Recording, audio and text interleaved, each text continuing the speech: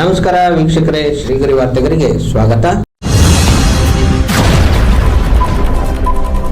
ದಿನಾಂಕ ಜುಲೈ 5, 2026ರಂದು ಕನ್ನಡ ಚಳವಳಿ ವಾಟಾಳ್ ಪಕ್ಷ ವತಿಯಿಂದ ಶ್ರೀ ವಾಟಾಳ್ ನಾಗರಾಜ್ ರವರು ಮೈಸೂರಿನ ಆರ್ಗೇಟ್ ಬಳಿ ಏಕಾಂಗಿಯಾಗಿ ಕರ್ನಾಟಕದಲ್ಲಿ ಪೂರ್ಣ ಮಂತ್ರಿಮಂಡಲ ಮಾಡಬೇಕೆಂದು ಒತ್ತಾಯಿಸಿ ಪ್ರತಿಭಟನೆ ನಡೆಸಿದರು.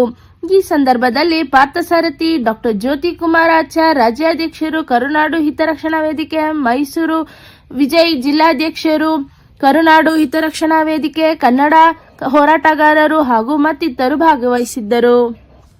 ಕಾಳ್ಳೆಗಾರಿಕೆ ದರ್ಬಾರ್ ದರ್ಬಾರ್ ಜೆಸಿಪಿ ಜೆಸಿಪಿ ಜೆಸಿಪಿ ಆಡಳಿತ ಜೆಸಿಪಿ ಆಡಳಿತ ಬಹಳ ಗಂಭೀರವಾದ ಪರಿಸ್ಥಿತಿ. ಅನೇಕ ಚಳುವಳಿಗಳು, ಹೋರಾಟಗಳು, ಪತ್ರಿಕಾ ಸಂಪಾದಕರುಗಳ ಜೊತೆಯಲ್ಲಿ ಮಾತನಾಡಿರ್ತಕ್ಕಂಥದ್ದು ಈ ಒಂದು ಆರ್ಗೇಟ್ನಲ್ಲಿ ಒಂದು ಐತಿಹಾಸಿಕವಾದಂಥ ಪತ್ರಿಕಾ ಸಮ್ಮೇಳನಗಳು ಲೆಕ್ಕವಿಲ್ಲದಷ್ಟು ನಡೆದೋಗಿದೆ. ಲೆಕ್ಕವಿಲ್ಲದಷ್ಟು ಇಲ್ಲಿ ಇದು ಈಗ ಆರ್ಗೇಟ್ ಅನ್ನೋ ಹೆಸರು ಹೊಟ್ಟೋಗ್ಬಿಟ್ಟಿದೆ. ಈಗ ವಾಟಾಳ್ ನಾಗರಾಜ್ ಬರ್ತಾ ಇದ್ದಾರೆ. ಈಗ ಸಿದ್ದರಾಮಯ್ಯನವರು ಬದಲಾವಣೆ ಆಯಿತು. ಸಿದ್ದರಾಮಯ್ಯನವರು ರಾಜೀನಾಮೆ ಕೊಡಬೇಡಿ ಅಂತ ಹೇಳಿ ವಿಧದಲ್ಲಿ ಒತ್ತಾಯ ಮಾಡಿದ್ದಾಯಿತು. ಅನೇಕರು ಒತ್ತಾಯ ಮಾಡಿದ್ರು. ಇಡೀ ಅವರ ಸ್ನೇಹಿತರುಗಳು, ರಾಜ್ಯದ ಜನ ಎಲ್ಲ ಕಡೆ ಒತ್ತಾಯ ಮಾಡಿದ್ರು. ಆದರೆ ಸಿದ್ದರಾಮಯ್ಯನವರು ನಾನು ಮಾತು ಕೊಟ್ಟಿದ್ದೆ, ಅದಕ್ಕೆ ತಪ್ಪಿಸ್ಕೊಳ್ಬಾರ್ದು ಅಂತ ಹೇಳಿ ಭಾಳ ಗಂಭೀರವಾಗಿ ಹೋಗಿ ರಾಜೀನಾಮೆ ಕೊಟ್ಟರು. ರಾಜೀನಾಮೆ ಕೊಟ್ಟಂಥ ಪ್ರಸಂಗ ಇದೆಯಲ್ಲ, ಅದು ಅತ್ಯಂತ ಕೆಳಮಟ್ಟದ್ದಾಗೋಯ್ತು. ಆಗಬಾರ್ದಾಗಿತ್ತು. ಸಿದ್ದರಾಮಯ್ಯನಂಥವ್ರಿಗೆ ಆ ರೀತಿ ಕಳಿಸ್ಬಾರ್ದಾಗಿತ್ತು. ನೀವು ಬನ್ನಿ ಅಂತ ಡೆಲ್ಲಿ ಕರೆದ್ರು, ಕೂಡಲೇ ರಾಜೀನಾಮೆ ಕೊಡಿ ಅಂದರು. 15 ದಿವಸ ಟೈಮ್ ಕೊಡಿ ಅಂದೆ. ಯಾವ ಟೈಮಿಗೆ ಕೊಡಲ್ಲ ರಾಜೀನಾಮೆ. ನಿಜ, ನೀವು 8 ವರ್ಷ ಮುಖ್ಯಮಂತ್ರಿ ಆಗ್ತಕ್ಕಂಥ ಅವಕಾಶ ಮಾಡಿಕೊಟ್ಟಿದ್ದೀರಿ, ವಿರೋಧ ಪಕ್ಷ ಮಾಡಿಕೊಟ್ಟಿದ್ದೀರಿ. ಆದರೆ ಬದಲಾವಣೆ ಮಾಡುವಾಗ ನೀವಿಷ್ಟು ಮಾಡಿಕೊಟ್ಟದ್ದು ಹೊರಟೋಯ್ತು. ಅಂಥ ಅಗೌರವದಲ್ಲಿ ಬದಲಾವಣೆ ಮಾಡಿದ್ರಿ. ಹಿಂದೆ ರಷ್ಯಾ ದೇಶದಲ್ಲಿ ಸ್ಟಾಲಿನ್ನಿಂದ ಹೋರಾಟಗಳು ನಡೀತು. ಸುಮಾರು 73-72ರಷ್ಟೊತ್ತಿಗೆ ಇಡೀ ರಷ್ಯಾ ಬುಲ್ಗ್ಯಾನಿನ್ ಕ್ರುಶ್ಚೇವ್ ಬಹಳ ಅದ್ಭುತ. ನಿಮ್ಗೆ ಹೇಳಿದ ರಷ್ಯಾದಲ್ಲಿ ಅವರು ಕುರುಬರು. ರಷ್ಯಾ ದೇಶದಲ್ಲಿ ಅವನ ಸ್ನೇಹಿತರೆ ಪ್ರೆಸಿಡಿಯಂ, ಅಲ್ಲಿ ರಷ್ಯಾದಲ್ಲಿ ಪ್ರೆಸಿಡಿಯಂ ಅಂದರೆ ಕ್ಯಾಬಿನೆಟ್ ಇದ್ದಕ್ಕೆ ಎಲ್ಲ ಬರೀ ಅವನ ಸ್ನೇಹಿತರೆ.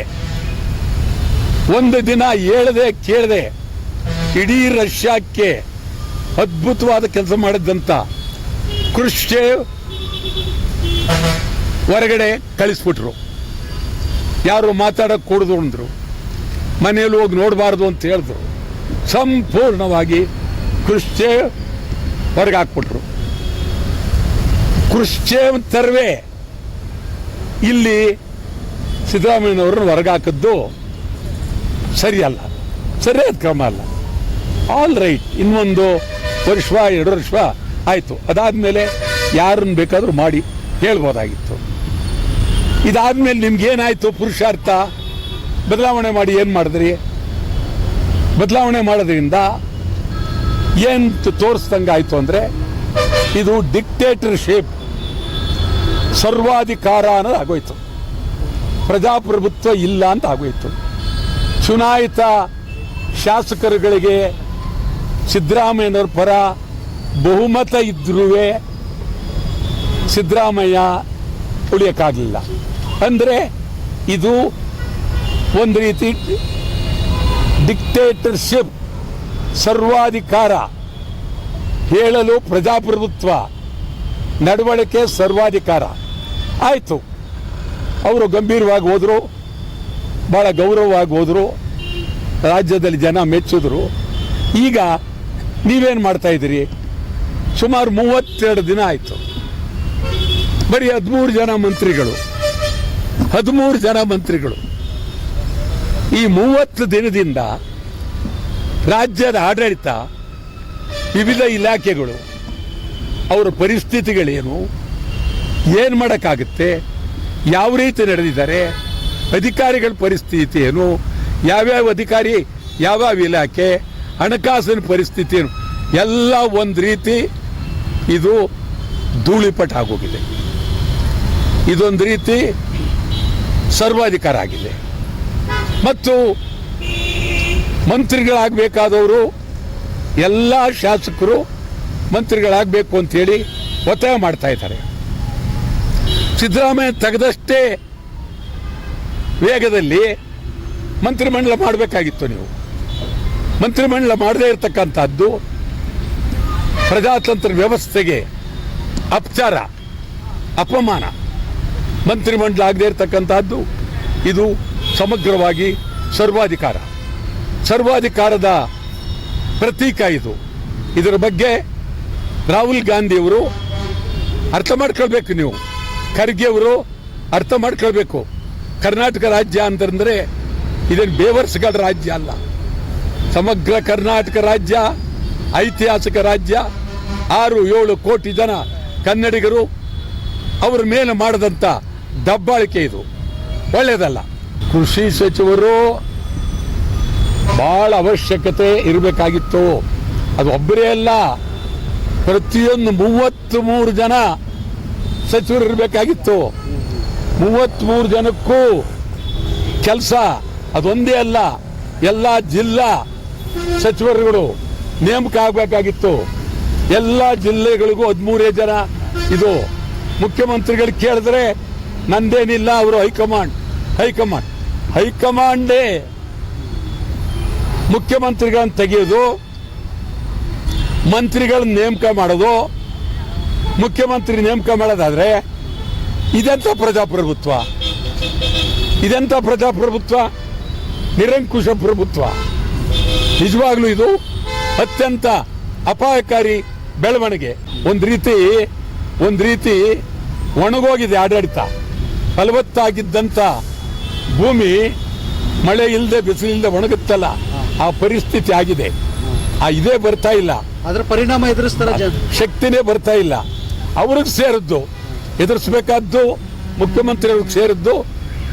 ಸಂವಿಧಾನ ಪರವಾಗಿ ಮುಖ್ಯಮಂತ್ರಿ ಆಗಿದ್ದಾರೆ, ಅದು ಅವ್ರಿಗೆ ಸೇರಿದ್ದು. ತಮ್ಮ ನಿಷ್ಠೆ, ಪ್ರಾಮಾಣಿಕತೆ, ಹೋರಾಟಕ್ಕೆ ತಮ್ಮನ್ನ ಇಲ್ಲ. ನಾನು ಪ್ರಾಮಾಣಿಕವಾಗಿ ಒಬ್ಬನ ಹತ್ರ ಹೋಗಿ ನನಗೊಂದು MLC ಕೊಡಿ ಅಂತ ಕೇಳಿದ್ರೆ ನನಗಿಂತ ಅಗೌರವ ಮತ್ತೊಂದು. ಬರುವ ಸಾಧ್ಯತೆ ಇದೆಯಾ ಸರ್? ಇಲ್ಲ. ನಿಮ್ಮನ್ನು ಪರಿಗಣಿಸಿದ್ರೆ ಇಲ್ಲ. ಅವರು ನಾವ್ ಯಾರು ಅಂತಲೇ ಅವ್ರಿಗೆ ಗೊತ್ತಿಲ್ಲ.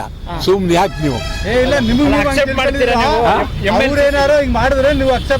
ಇಲ್ಲವೇ ಇಲ್ಲ. ನಿಮಗೆ ಒಂದು ಸತ್ಯ ಹೇಳ್ಬಿಡ್ತೀನಿ ಕೇಳಿ. ಯಾಕಂದ್ರೆ ಸಿದ್ದರಾಮಯ್ಯನ ಬಗ್ಗೆ ಬಹಳ ಅಭಿಮಾನ ಹೊಂದಿದ್ದೀರಾ. 5 ದಿವಸ ಇಲ್ಲ, ಸಿದ್ದರಾಮಯ್ಯನ ಬಗ್ಗೆ ಅಭಿಮಾನ ಅಂತಂದ್ರೆ ಸಿದ್ದರಾಮಯ್ಯನವರಿಂದ ನನಗೇನು ಅನುಕೂಲ ಆಗಬೇಕಾಗಿಲ್ಲ. ಅದಕ್ಕೆ MLCಗೆ ನಾನು ಇವಾಗ ಹೇಳ್ತೀನಿ. ನಾನು ಒಬ್ಬ ಹಿರಿಯ ಮಹಾನ್ ಹೋರಾಟಗಾರ. ಸುಮಾರು KC ರೆಡ್ಡಿ ಅವರಿಂದ ಇಲ್ಲಿವರೆಗೂ ನೋಡಿದ್ದೇನೆ. ಆದರೆ ನಾನು ಮಾತನಾಡುವುದು ಒಂದು ಪ್ರಾಮಾಣಿಕತೆ. ಅವರು ಸಿದ್ದರಾಮಯ್ಯನವರಾಗಲಿ ಯಾರಾಗಲಿ ಅವರಿಂದ ನನಗೆ ಯಾವ್ದು ಆಗಬೇಕಾಗಿಲ್ಲ. ನಾನು ಕಂಡಿರೋದು. ಆದ್ರಿಂದ ಪ್ರಾಮಾಣಿಕವಾಗಿ ಅನ್ಯಾಯ ಅಂದದ್ದನ್ನು ಅನ್ಯಾಯ ಅಂತ ಹೇಳಬೇಕು. ಆ ದೃಷ್ಟಿಯಿಂದ ಮಾತನಾಡ್ತಾರೆ. ಈಗ ಅದು ಮೇಲ್ಮನೆಯೂ ಆಗಿಲ್ಲ, ಕೆಳಮನೆಯೂ ಆಗಿಲ್ಲ. ಅದರಂಥ ಹೋಲ್ಸು ನನಗನ್ನಿಸ್ತದೆ ಅದು ಬಹಳ ಅತ್ಯಂತ ಹೀನಾಯವಾದಂಥ ಸಭೆಯಾಗಿದೆ. ಆ ಸಭೆಯಲ್ಲಿ ನಿಮ್ಮಂತವ್ರು ಹೋದ್ರೆ ಸ್ವಚ್ಛ ಮಾಡ್ಬೋದು ಅಂತ. ಒಂದು ನಿಮಿಷ, ಎಂತೆಂಥ ಮಹನೀಯರು ಬಂದರು ಸಭೆಯಲ್ಲಿ. ಈಗ ಅಲ್ಲಿ ರಿಯಲ್ ಎಸ್ಟೇಟ್ನವರೆಲ್ಲ ಬಂದ್ಬಿಟ್ಟಿದ್ದಾರೆ. ರಿಯಲ್ ಎಸ್ಟೇಟೇ ದುಡ್ಡು, real estate, assembly, real estate. ನಿಮ್ಗೆ ಹೇಳೋದಾದರೆ ಈ ಪಕ್ಕದಲ್ಲೇ ಚಾಮರಾಜನಗರ, ಅವರಿಗೆ ನಾನು ಕುಡಿಯೋ ನೀರು ತಂದುಕೊಟ್ಟೆ, ರೋಡ್ ಮಾಡಿಕೊಟ್ಟೆ, ಜಿಲ್ಲೆ ಮಾಡಿಕೊಟ್ಟೆ, ಕೇಳಿದ್ದೆಲ್ಲ ಮಾಡಿಕೊಟ್ಟೆ. ಅವರು ನನ್ನ ತೀವ್ರವಾಗಿ ನಾನು ಯಾರು ಅಂತಲೇ ಅವ್ರಿಗೆ ಗೊತ್ತಾಗಲಿಲ್ಲ. ಇನ್ನು ಅದಕ್ಕಿಂತ ಇನ್ನೇನು ಬೇಕಾಗಿದೆ? ಈ ಕಡೆ ಮಹದೇಶ್ವರನ ಬೆಟ್ಟ ಇದೆ, ಆ ಕಡೆ ಒಳ್ಳೆ ಪ್ರಸಿದ್ಧವಾದಂಥ ಕಾಡುಗಳಿದೆ. ಚಾಮರಾಜನಗರ ನಾನು ಬೆಳೆಸಿದಷ್ಟು, ನಾನು ನೋಡಿದಷ್ಟು ಒಬ್ಬಿಲ್ಲ ಅಲ್ಲಿ. ನನಗೆ ಅನ್ಯಾಯ ಮಾಡಿದ್ರು. ಸರಿಗೆ ಇಲ್ಲ. ನಾನೇ ಅವರಿಗೆ ಆಸಕ್ತಿ ಅಂದರೆ ನಾಮಿನೇಷನ್ ಬೇಡ, ಅವಿರೋಧವಾಗಿ ಆಗ್ಬೇಕು, ಅವಿರೋಧವಾಗಿ ಆಗಬೇಕು, ನಾನೇ ಗೆಲ್ಲಬೇಕು, ಇಲ್ಲ ಬೇಡ. ಆವಾಗ ಅಲ್ಲಿ ಹೋಗಿ ಬಿಲ್ಲು ಬಾಣ ಬಿಡೋದಕ್ಕೆ ಅವಕಾಶ ಇಲ್ಲದೆ. ಪ್ರಸ್ತಾವನೆ ಏನಾದ್ರು ಸಲ್ಲಿಸ್ತೀರಾ? ಯಾರಿಗೆ? MLC ಗೆ ಒಂದು ಪ್ರಸ್ತಾವನೆ ಏನಾದ್ರು? ಯಾರಿಗೂ ನಾನು ನನ್ಗೆ MLC ಕೊಡಿ ಅಂತ ಖಂಡಿತವಾಗಿ ಕೇಳೋದಿಲ್ಲ, ಆಯ್ತಾ?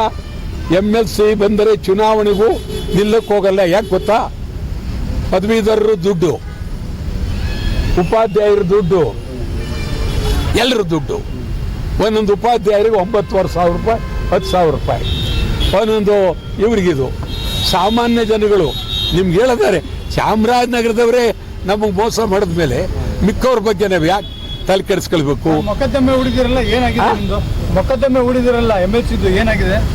ಇನ್ನೂ ಹೂಡಿಲ್ಲ, ಎಲ್ಲ ರೆಡಿ ಆಗ್ತಾ ಇದೆ.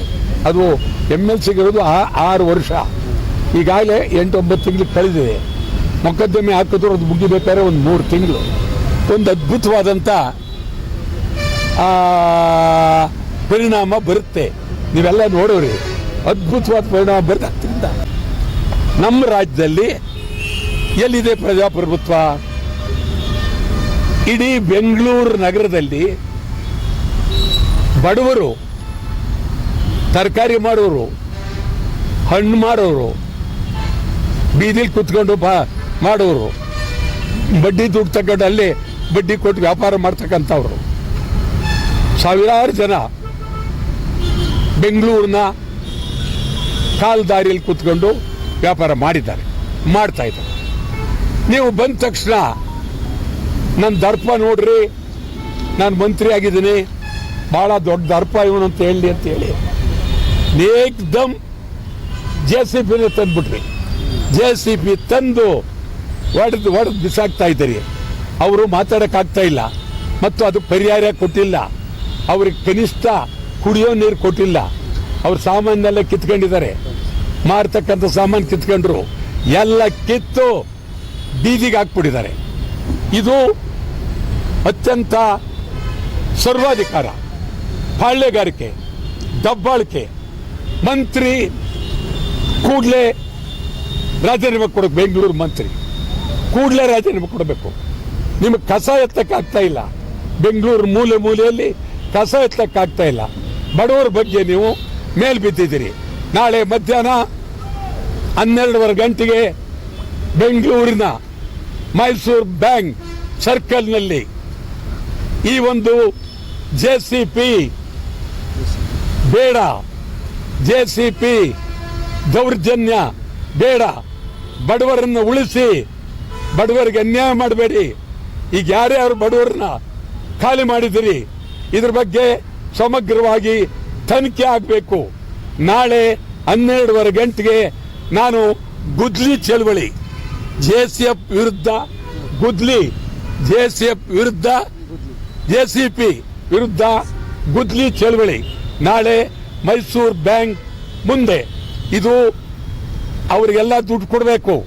ಇದಲ್ಲದೆ ನಾನು ಹೈಕೋರ್ಟ್ಗೂ 2-3 ದಿವಸದಲ್ಲಿ ಅವ್ರ ಪರವಾಗಿ ನಾನು ಮೊಕದ್ದಮೆ ಹೂಡಬೇಕು ಅಂತಲೂ ಮಾಡಿದ್ದೆ.